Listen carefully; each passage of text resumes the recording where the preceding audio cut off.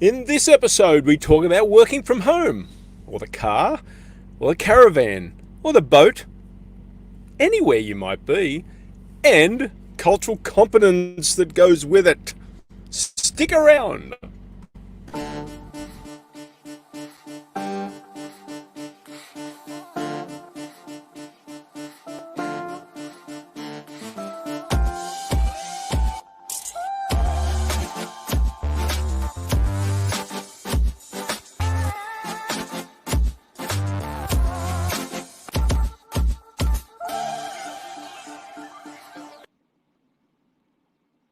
Welcome, everybody. Episode 84, Two Chaps, Many Cultures, coming to you from various locations.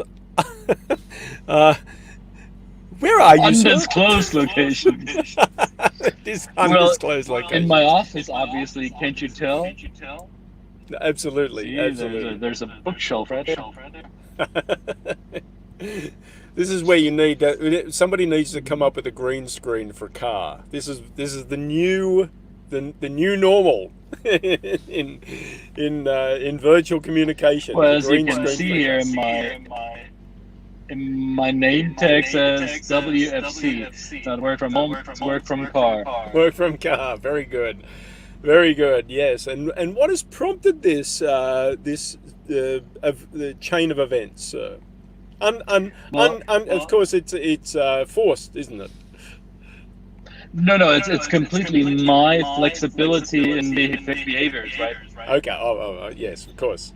Seriously, the southeastern United States has seen a Hurricane Zeta, and Zeta bore some offspring overnight, some more storms that came about at the fringes of Zeta. And here where I live, it knocked the power out and knocked the internet out. So there is no other power than the power in this vehicle. So that's all I can do right now. They came and toilet papered the neighbourhood, and the power's gone. Those kids, those pesky kids. Anyway, not a problem. Not a problem. Well, of course, here we are. We're talking about working from home or wherever you decide to work from, of course. And what does it take to be culturally competent when we're looking for talent, when we're actually putting ourselves out there as far as talent is concerned, and what level does cultural competence come into play in those settings? So we're going to touch on that for a short time today, maybe. And I had a couple of conversations in the last few weeks with recruiters, with human resources professionals, with marketers, also with IT specialists, and they all basically told me the same story. The story is, well, since everybody's or most of the professionals in our field are now working remotely, working from home or from the home office, and we still need qualified talent, we are not hiring locally bound anymore. It used to be that we were looking for talent that could come to the office, would be within, let's say, an hour driving or commute. Right now, this metric or this bullet point in the job description is irrelevant. So we can hire anyone, anywhere, as long as they fit the job description, they speak the language that we want them to speak in the job, and they're within time zones that are manageable for us. So what Which part do you means think that they've... sorry to interrupt, but what part do you think that they've anticipated a change, or at least implemented any change in terms of what possibly might have been an ethnocentric type of framework in which they hired in, even though they might be quite able, or they might be down the track of diversity in terms of their local talent, but now they've got this wider scope, right? I'm thinking perhaps even the local talent have some kind of idea on what a local ethnocentric approach would be to hiring, so they might find themselves matching that. But now they've got this wider scope. The people in this wider field may not have that local knowledge, and do you think that is something that they're coming across? I'm sure that is one aspect. I think another aspect is that now that they're fishing in a bigger pond or in the wide ocean, so to say, that they're the talent pool from which they're selecting the best candidates for the roles that they are filling, the restrictions that they used to have in terms of geography, they don't play a role anymore. So now they're hiring, let's say here in North America, they would be hiring in Brazil, Chile, Colombia, French-speaking Canada, which would still be in the relatively same time zone, Yeah. or they hire across the globe, and that means that working efficiently with these new hires, they need to be onboarded to their corporate culture, and the existing talent in the organization needs to have the cultural intelligence to work efficiently with these new hires. Absolutely. And I'm not sure, this is the first time we've done this from your phone. Do you see the comments? do you do you see I the am seeing a comments? comment from a former guest, Stephen. There you go. There you go. Yes. Good. I wasn't sure. I thought I'd put it up there and say. So Stephen says thanks for the topic. Thank you. Good deep dive, right? And it does take a deep dive. And I'm not a HR professional, so I'm not speaking from the world of experience here. But obviously, the people that we work through in terms of getting to the clients, sometimes we'll work with HR professionals. And what I've found is that there's if they're willing to kind of come along for the ride in terms of letting us at least message some of what we do in terms of their outreach to potential candidates or even mobility people that are taking on jobs, is that there might be even a perception from a cultural perspective of why would I do this? Why is it important that I think about culture? Why do I have to become competent? Why do I have to be curious, right? And so that comes with messaging. I'm just going through a situation with that at the moment where I was told there is a certain perception about what we're putting forward to them. And I said, well, I can see why that would be. So the message has to be approached in the right way so that they're open to it, to affirm what they've already got, what the skill set they've already got, but also what can they build on that? What can be the additional skills that they can impart for the profession or the position they're going into. And just because I'm curious about what companies that are hiring in this current environment, I check on LinkedIn quite frequently what the job openings are in certain industries or in the industries that we work with.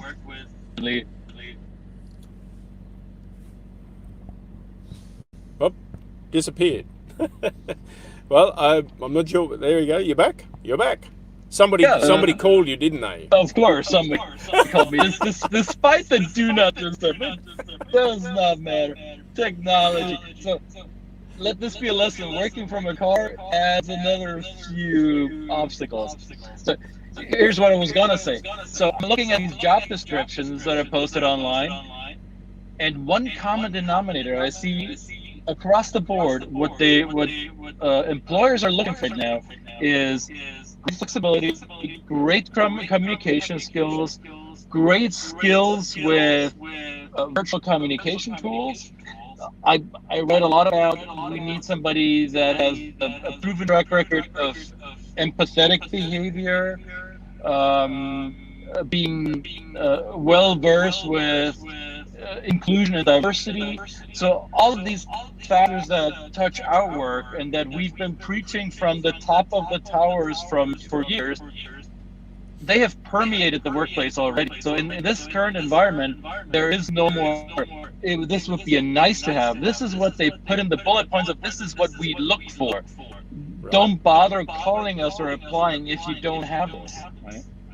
Yeah, absolutely. When the other day we talked about leadership in the same context, empathetic leadership and kind of more digital approach, so that when you hire these people, they're going to be working with leaders that are kind of already realizing that this is the way they have to go. So we would hope no matter what culture they come from, we would hope that there was a match up, at least in that terms of the flat line of of yes, more empathetic, expecting more empathy from an employer, and also expecting those skills to be in place. And then you can kind of, I guess that we always talk about, and we always preach about the open-mindedness, a curiosity, to take the time. That empathy helps in that, to take the time to get to know what is the cultural or the cultural approach or style that this person might bring. You know, again, personality is personality. They may not fit the stereotype we might think in our brain, but at least be open to that conversation, because it's a conversation that now I guess we've got some time to take.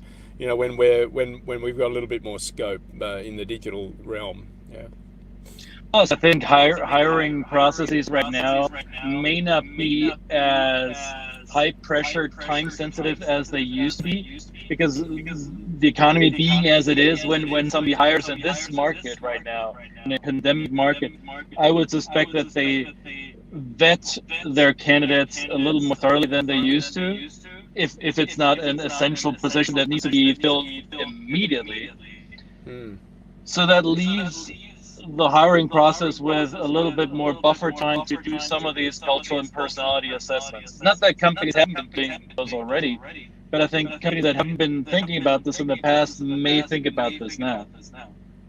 I was wondering, just as we're talking about this, is there the possibility of, you know, when you hire somebody in the in-person world, you interview them, they come to the office, you give them an office or a cubicle or whatever the space they're going to be working in, and they're kind of there. So it becomes, you know, you really have to make it work. I'm kind of hoping that it doesn't kind of morph, the more digital approach doesn't morph into a little bit of lackadaisical approach to saying, well, we'll hire this person, we'll just suck it and see. We'll see how it goes. And if it doesn't work out, but they're kind of out of sight, out of mind in many cases. So I'm just wondering, has anybody kind of looked at that possibility? There's just something that popped into my brain. It may have nothing to do with the culture, but I'm just saying. Well, I think a lot of companies are looking at this, because I've been involved in a project all year since February, and we will wind it down by the end of November this year, with a medical device manufacturer from the Silicon Valley. So there's myself and two more facilities, one in Europe and one in India.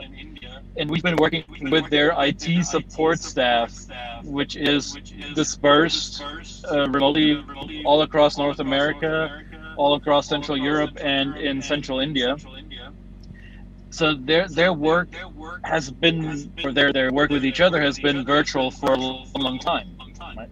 Sure, some of them see each other in the office, but the Budapest and Zurich office don't see the Palo Alto people in the office, nor do they see the Pune people in the office. So what we did with that client, or what we are continuing to do with that client, to help them develop a work code of honor.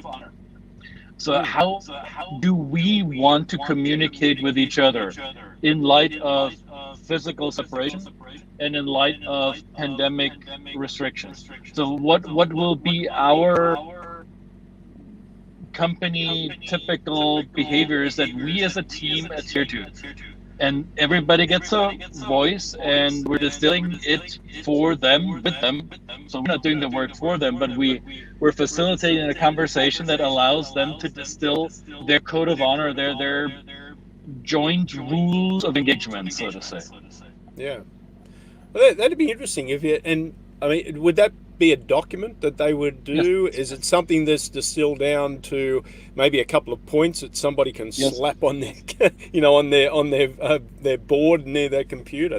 That's a great approach. Yeah. Yeah, because the first work that we've done with them, the three of us, we worked into their offices. I saw their offices here in Atlanta and the other one in Palo Alto, and the other two facilitators worked in their respective offices. The first thing I noticed is, in that company, they have the big television screens, and you see their company values displayed on the screens, and there's a rolling quotes, we believe this, and blah, blah, blah. And having worked with a company, I would say these values are not random, or they're not wall tattoos. Right? This is not something that just is there and people ignore it. but it's not something that they developed internally. This is something that is corporate speak. Right. So now with this group of people, it's a total of almost 100, or by now probably 120 IT support specialists in a very specialized industry. They together are developing the values that they want to adhere to. North Americans, Central Americans, South Americans, Europeans, Australians, Asians, really, really wonderful work that they're doing together. Yeah. And so it becomes, they all take ownership of it. Exactly. Absolutely. That's great. Excellent.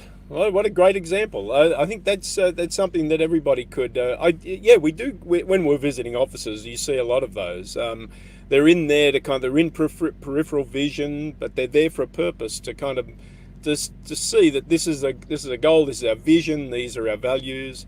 Then that's kind of missing in the digital space, I bet, for a lot of companies. So maybe I guess email tags can be one thing, one place where you could possibly do this.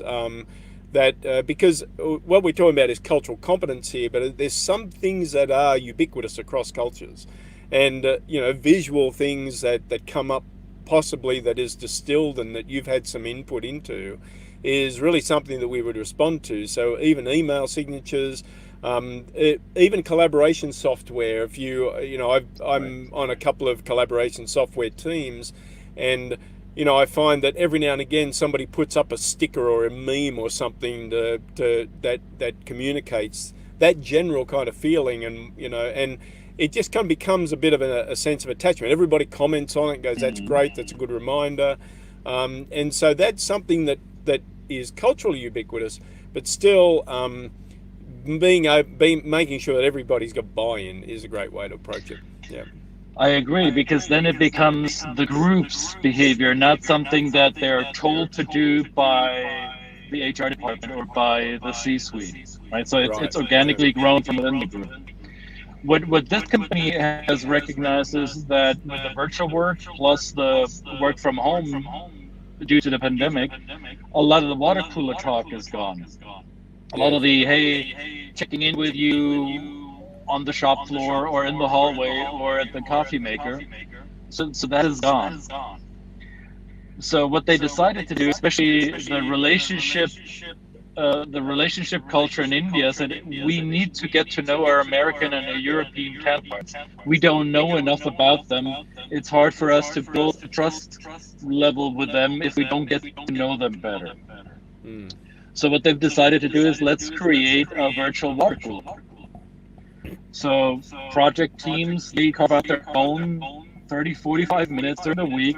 They find a time zone or a time slot that's good for all the time zones. And they come to that, I don't know, Microsoft Teams or Zoom or whatever platform meeting. And no shop talk, no work talk. It's, hey, how was your week? How's the dog? How's Aunt Betty doing? Well, whatever it may be. What's the cricket scores? Exactly. Very important, these cricket scores, of course. No, that's a great idea. So remember that it is there are some things that are just basic human tendencies that we all respond to, but there are some cultural ways in which they are approached. So in this digital age where people are working from home and they've got specific challenges that they're dealing with and opportunities, then we need to be cognizant of that. Absolutely. And we appreciate any comments, any feedback, any suggestions you have. What's worked where you work? What hasn't worked where you work? What do you wish could be implemented? And we'll see if we can get some of these ideas together and spread the word. That would be great. Exactly. Absolutely.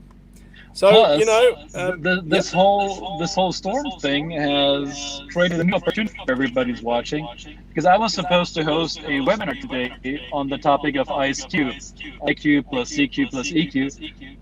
Now, with our internet and power situation at the office, that wasn't possible, so we had to push it to next week. So November 4th is the new date.